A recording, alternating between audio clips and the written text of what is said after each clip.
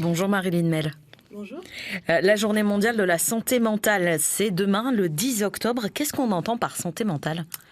Alors du coup, la santé mentale, ça va être, c'est global, c'est dans toutes les dimensions de la vie, les émotions, le psychisme, le physique, le social, le spirituel, l'économique, le fait d'avoir un équilibre entre toutes ces dimensions de la vie va faire qu'on va être équilibré au niveau de sa santé mentale. Quel est l'état des lieux en Nouvelle-Calédonie au niveau de la santé mentale ? Combien il y a de personnes qui sont touchées par des maladies mentales ? Alors ça, je peux pas vous donner de chiffres particulier. On sait qu'il y a en fait, en général, dans la vie, entre une personne sur 4 et une personne sur 5 va pouvoir être touchée par un trouble en santé mentale tout au long de sa vie. Donc ça peut être des petites choses très passagères qui ne sont pas relevées de la pathologie proprement dite, au moment d'un deuil, au moment d'une rupture, au moment où on va avoir des passages où la santé mentale va être un petit peu perturbée. Et puis on a des ressources, on va pouvoir y faire face. Voilà. Par contre, certaines fois, il va y avoir des pathologies qui vont s'installer et là, du coup, ça va être des choses plus longues avec des prises en charge souvent plus importantes dans le temps puisque du coup, c'est des pathologies souvent chroniques. Et dans ce cas-là, quand on parle de maladies mentales, les premières maladies dont on parle, qu'est-ce que c'est ? On va parler de la dépression, de la schizophrénie, des troubles bipolaires. Voilà, c'est le principal. Quelle est l'influence en Nouvelle-Calédonie de la consommation de cannabis qui, on le sait, est assez répandue et qui peut causer notamment le switch par rapport à la schizophrénie ? Alors, ça peut être un élément déclenchant, ça peut être quelque chose qui va favoriser l'apparition de troubles, mais souvent il y aura déjà des éléments favorisant chez la personne une fragilité ou des choses comme ça. Donc c'est pas juste la schizophrénie qui va causer juste les cannabis qui va causer la schizophrénie, c'est aussi un ensemble. Mais effectivement, on n'a pas de chiffres en Calédonie pour donner exactement. Ce qu'on sait, c'est qu'à peu près partout dans le monde, 1% de la population est atteinte de schizophrénie. Donc en Calédonie, il n'y a pas de raison qu'on soit au-dessus ou au-dessous des chiffres. Quelle est la prise en charge pour la santé mentale dans toute cette diversité en Nouvelle-Calédonie ? Alors, il y a beaucoup de choses qui existent sur le territoire. Alors moi, je travaille au CHS Albert Bousquet. Donc le CHS propose différentes antennes et des consultations partout sur le territoire. Donc au Nouméa, il y a le CMP Gallieni. Il y a des consultations qui existent aussi dans les dispensaires en province sud. Il y a des antennes en province nord, à Pointe-d'Imier, à Koné, à Koumak. Sur les îles, il y a aussi des vacations de psychiatres. Donc le territoire est globalement bien couvert.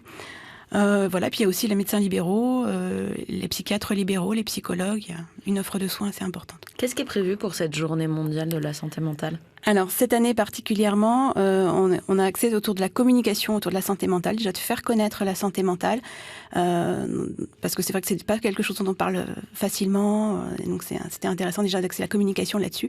Il n'y a pas d'action particulière qui a été actée précisément pour la journée en elle-même. Voilà.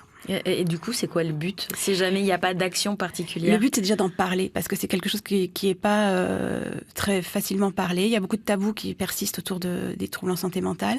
Donc, du coup, c'est déjà d'ouvrir le débat. Comment on explique justement ce tabou ?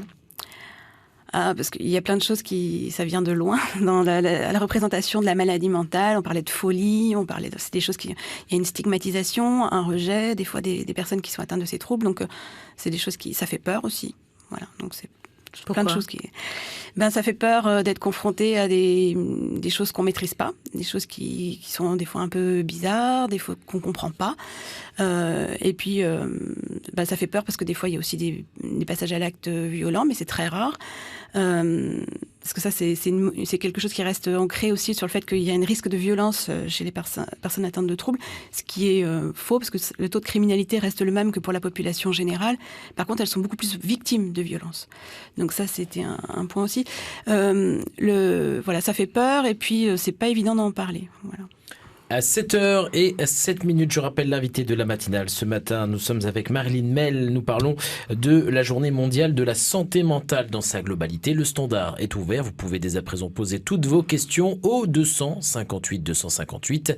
Charlotte Mestre. Marilyn Mel, vous le disiez, il y a donc un tabou, il y a des difficultés à parler des problématiques de santé mentale pour les gens d'avouer qu'il y a un problème qu'ils ont un problème de santé mentale. Comment vous faites au CHS et dans les différents services pour encourager cette parole autour de la santé mentale ? Alors, déjà, quand ils sont au CHS ou quand les gens sont là, c'est que le premier pas a souvent été fait. Donc, c'est aussi ça l'idée en ce moment de communiquer, c'est pour que le premier pas soit plus facile à faire. Donc voilà, quand les personnes, on les voit en consultation, c'est vrai que parfois, même si elles sont venues en consultation, elles ne vont pas se livrer tout de suite. Donc, c'est le lien de confiance qui s'installe petit à petit. Et puis... voilà, on y va tout doucement. Et pour que le premier pas puisse être fait, quel est le discours, quels sont les arguments qu'on peut développer ? Eh bien, c'est important de reconnaître la souffrance de la personne, d'être attentif à la souffrance qui peut exister et de dire qu'il y a moyen d'améliorer les choses. Donc on va chercher en fait avec la personne ce qui la motive, quel est son projet, qu'est-ce qu'elle a envie d'améliorer, qu'est-ce qui va pas, qu'est-ce qui fonctionne pas, et on va après ça voir qu'est-ce qu'on peut apporter. Le discours par exemple pour la dépression de l'entourage, ça peut être aussi mais il y a juste besoin de se mettre un petit coup de boost, c'est pas grave, c'est juste une question de volonté. Comment, quand on souffre, on arrive à faire fi de ça et de se dire non, il y a vraiment autre chose? Alors justement, on travaille aussi avec les familles. C'est important du coup de travailler avec l'entourage. Il y a des programmes d'éducation thérapeutique qui ont été mis en place qui concernent les patients, mais aussi les familles, pour pouvoir justement expliquer que c'est aussi... Et du coup, quand on explique le phénomène, par exemple, qu'il y a un dysfonctionnement au niveau du cerveau, qu'il y a un problème, qu'il manque une molécule, pour la dépression, la sérotonine va faire défaut, qu'on explique des principes un peu physiologiques. Du coup, ça met un peu de concret chez les gens. Ils voient un peu mieux pourquoi ça peut dysfonctionner. Et donc, quand on connaît mieux les principes, le fonctionnement, ils acceptent un peu mieux les choses. Ils voient que le trouble peut être effectivement lié à un dysfonctionnement et du coup, on arrive mieux à discuter. La prise en charge aussi peut faire peur. On a tous en tête l'idée de la camisole de force, de l'hôpital psychiatrique. Les médicaments qui abrutissent. Exactement. Là aussi, quel est le discours visant à amener les gens à se traiter ? Alors, du coup... c'est vraiment un pourcentage... tout le monde ne va pas être hospitalisé sous contrainte. C'est la camisole, c'est souvent quand les personnes refusent l'hospitalisation et qu'à un moment donné, c'est vraiment... On ne peut pas faire autrement. Et c'est très encadré, il y a le juge des libertés qui contrôle tout ça. C'est pas quelque chose qui se fait comme ça. Donc, ça, c'est un côté. Et puis, souvent, c'est quand même... on vient de son propre gré et c'est un dialogue. On n'impose pas un traitement, on n'impose pas des choses. On essaye d'en discuter avec les personnes. Voilà. Quels sont il y a la thérapie classique, on va dire, quels sont les autres dispositifs dont dispose le CHS pour traiter cette santé mentale ? Alors, je ne sais pas ce que vous dites par thérapie classique, mais en fait, il y a effectivement les médicaments, il y a l'hospitalisation qui peut être un temps... de coupure pour reprendre un peu pied. Et puis, il y a tout ce qui est autour, qui va être justement l'accompagnement des familles, l'accompagnement de la personne dans son projet de réinsertion. On a aussi des hôpitaux de jour. On a le CMP qui peut faire des visites à domicile pour accompagner, pour suivre la personne sur un temps donné. On a des exercices, des remédiations cognitives qui existent aussi, parce que la personne, il y a aussi des troubles cognitifs qui sont associés. C'est pas une diminution de l'intelligence, mais c'est des fois des difficultés de concentration, des difficultés d'attention. Donc là, on va travailler sur ces points précis. Voilà. Vous êtes infirmière en réhabilitation psychosociale. Qu'est-ce que c'est ? Alors, la réhabilitation psychosociale, c'est né dans les années 80. C'est l'idée, justement, d'accompagner les personnes. L'idée que le traitement, ça suffit pas. Enfin, le traitement médicamenteux, on va dire, qu'il faut tout ce qui est les soins autour. Et donc, la réhabilitation psychosociale, c'est l'idée aussi d'accompagner la personne dans sa réinsertion, qu'elle retrouve sa place dans la communauté, qu'elle retrouve une place satisfaisante et que son projet de vie lui convienne.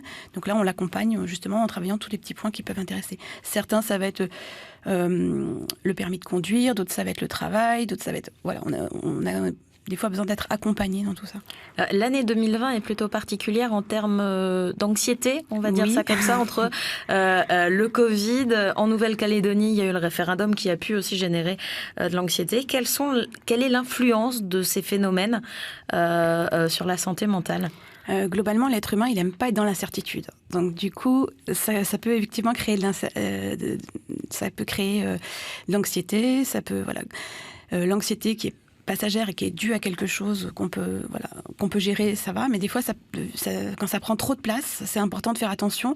Et justement, ça peut être l'occasion de consulter si vraiment on se sent envahi par tout ça. Pour le Covid, il y a eu aussi la problématique du confinement. Est-ce que là aussi, ça a été déclencheur de choses? Est-ce que vous avez eu des signalements par rapport à ça? Alors, au CHS et au CMP pas particulièrement, mais aux urgences, c'est vrai qu'il y a eu des consultations de personnes qui n'étaient pas connues des services, qui ont consulté. Et puis, nos collègues psychiatres libéraux ont aussi indiqué qu'il y avait effectivement une augmentation des consultations et des nouvelles personnes qui consultaient. Quel était le problème ? Le problème, c'est justement ça, l'anxiété, l'angoisse que ça peut générer, les incertitudes, les séparations familiales, des choses comme ça qui ont pu générer beaucoup d'angoisse, puis voire même une dépression, de ne pas savoir. Ça peut entraîner aussi un basculement dans la maladie. Dans ce cas-là, quels sont, si jamais on veut aider, si jamais on veut être là pour les personnes, quels sont les conseils qu'on peut donner ? Justement, d'être déjà attentif, d'en parler, d'être attentif à l'autre, et de ne pas hésiter à en parler, de ne pas hésiter à aborder les sujets, de ne pas hésiter à poser les questions. C'est vrai que la souffrance, ça peut être difficile de se confronter à la souffrance de l'autre, mais c'est important d'évaluer où la personne en est, où elle en est exactement. C'est peut-être pas forcément toujours facile. Il y a de l'ingérence.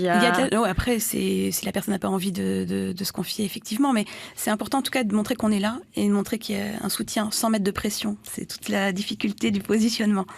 Il y a eu hier soir à l'université une conférence à propos du suicide, parce que 2 étudiants se sont suicidés à l'université. Quelle est la portée de tels actes et à quoi peut servir une conférence pareille ?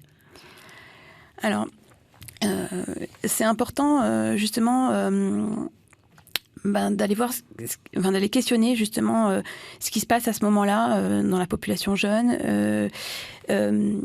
Comment c'est perçu, comment ces suicides sont perçus. Il y a parfois une sacralisation du suicide, fait quelque chose, un acte un peu héroïque ou des choses. C'est important de voir comment c'est perçu, qu'est-ce qui est perçu, quelle est la difficulté derrière, s'il y a une grosse souffrance, la précarité des étudiants, je sais pas, il y a plein de choses qui peuvent être. Donc c'est important d'aborder tout ça et de voir, de remettre un peu les choses, d'aplanir un peu les choses, de remettre les choses dans leur juste positionnement. On parle souvent de l'errance de la jeunesse calédonienne. Est-ce que on est pire qu'ailleurs ? Est-ce que en Calédonie particulièrement, la jeunesse est en souffrance au point d'avoir besoin des services du CHS ? Alors, je suis pas experte sur la jeunesse, sur le suicide et sur la jeunesse. Par contre, c'est une thématique qui est propre à beaucoup de jeunes, en métropole comme ailleurs, comme en Australie aussi, où il y a aussi des problématiques. Je peux pas vous dire si c'est plus ou moins grand. Quel est le message à faire passer alors que la journée mondiale a lieu demain ? L'idée, c'est vraiment le dialogue, d'instaurer le dialogue, que ce soit un sujet qui ne soit pas tabou, qu'on puisse en parler, et dédramatiser aussi le fait de consulter. C'est pas être fou d'aller voir un psychiatre, c'est juste prendre soin de soi. Et comment on peut accompagner le passage à l'acte ? Dire aux gens, non, parce que le dire c'est une chose, mais que les gens puissent en prendre conscience et l'accepter, c'en est une autre. Comment on accompagne la prise de conscience ? Montrer, ça peut être essayer d'entendre s'il y a une souffrance ou pas, si la personne ne souffre pas de la situation, mais montrer l'écart qu'il peut y avoir entre ce qui est attendu et le comportement actuel de la personne. Et du coup, c'est aussi montrer qu'il y a des limites dans la vie en société, que des fois, est-ce qu'on est bien dans un cadre et est-ce qu'on ne va pas déborder ? Et du coup, ça peut être de reposer avec la personne ce qui est acceptable, ce qui n'est pas acceptable, et là où on s'inquiète, montrer qu'on se fait du souci. La bienveillance, le fait que ce soit pas contre lui qu'on propose une consultation, mais que ce soit vraiment pour améliorer sa santé, son insertion dans la communauté, des choses comme ça. Si jamais on a envie d'en savoir plus, comment on peut se renseigner ? Après, il y a possibilité au CMP, il y a des entretiens d'accueil et d'orientation, donc de venir en discuter avec une personne qui serait de permanence, ça peut être infirmier ou psychologue. On peut se renseigner si on se pose des questions et quand même tard le soir et qu'on ne sait pas trop, il y a SOS Écoute aussi qui peut être là pour écouter. Et le numéro c'est 05 30 30. Voilà. Et c'est gratuit. C'est gratuit, voilà. Marilyn Mel, infirmière en réhabilitation psychosociale. Merci d'avoir été notre invitée ce matin. Merci à vous. C'était L'invité de la matinale. sur la première. C'est pas trop tôt